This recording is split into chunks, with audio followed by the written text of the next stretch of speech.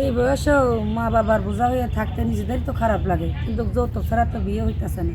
এখনকার যুগে মানুষের চায় টাকা পয়সা, মানুষের ভালোবাসাটা তো বোঝে না। এটা তখনই হইতে পারে যখন তার সাথে তার টাকা পয়সা সুখ দেয় ক্ষণিকের জন্য, সারা জীবনের জন্য না। আর স্ত্রীর ভালোবাসা সারা জীবন পর্যন্তই মানুষের থাকে। সে গরিব হইতে পারে, গরিব হোক তাতেও সমস্যা না, নিজেও গরিব গরিব হইলেও তাতে সমস্যা। যদি গার্মেন্টে চাকরি করি তাও রাজি আছে, সে যদি আমার মতন গার্মেন্টে। আসসালামু আলাইকুম দর্শক, আপনাদের প্রীতীয় শুভেচ্ছা জানিয়ে শুরু করছে আমাদের আজকের প্রতিবেদন। তো দর্শক, দেখতেই পাচ্ছেন আমাদের সামনে এক আপু দাঁড়িয়ে আছে, আমরা তার গল্পটা শুনবো, জানবো আপু কেন আমাদের ইউটিউবের মাঝে আসলেন, তিনি কি বলতে চান। আপু আসসালামু আলাইকুম। ওয়ালাইকুম আসসালাম। কেমন আছেন? জি আলহামদুলিল্লাহ। নাম কি আপনার? রোজিনা। রোজিনা, খুব সুন্দর নাম। রোজিনা আপা, ইউটিউবে কেন আসলেন বলেন? আসছি তো অনেক দুঃখ কষ্ট নিয়ে আসছি। কেমন দুঃখ কষ্ট আপনার বুকে? কেমন দুঃখ কষ্ট, যাতে একটা মনের মতন মানুষ পাই। মনের মতো মানুষ পেলে সব দুঃখ কষ্ট দূরে যাব। মনের মতন মানুষ পেলে তো দুঃখ কষ্ট বলে মানুষই। আচ্ছা, এই বয়সে তো আপনার বিয়ে শাদী হওয়ার কথা হয় নাই?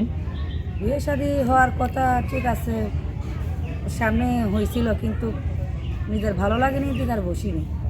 আচ্ছা, মানে বিয়ে শাদী হয়েছিল না ঠিক হয়েছিল কোনটা? ঠিক হয়েছিল।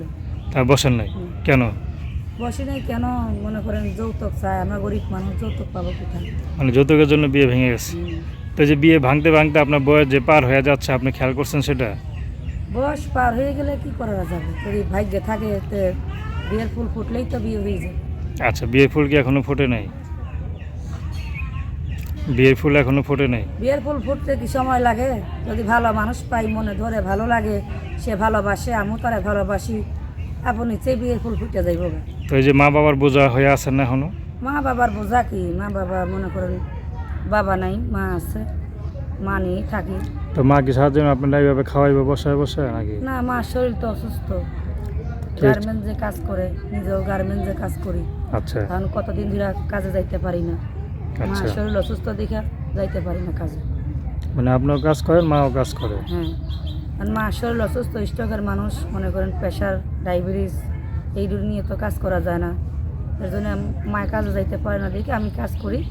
তখন মাও যাইতে পারে না, এখন মার সেবা যত্ন করার জন্য বাসায় থাকি। ভাবলাম যে দেখি যদি একটা ভালো একটা ছেলে পাই, সে যদি আমার পছন্দ করে বিয়ে করে যৌতুক ছাড়া, আমি বিয়ে বসবো।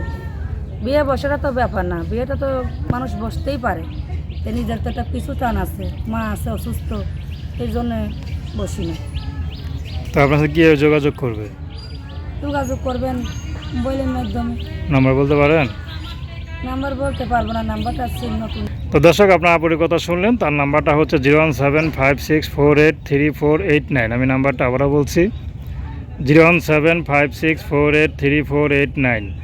তো দর্শক, প্রেম ভালোবাসা বিয়ে শাদী করা একান্ত আপনাদের ব্যক্তিগত ব্যাপার। আসসালামু আলাইকুম।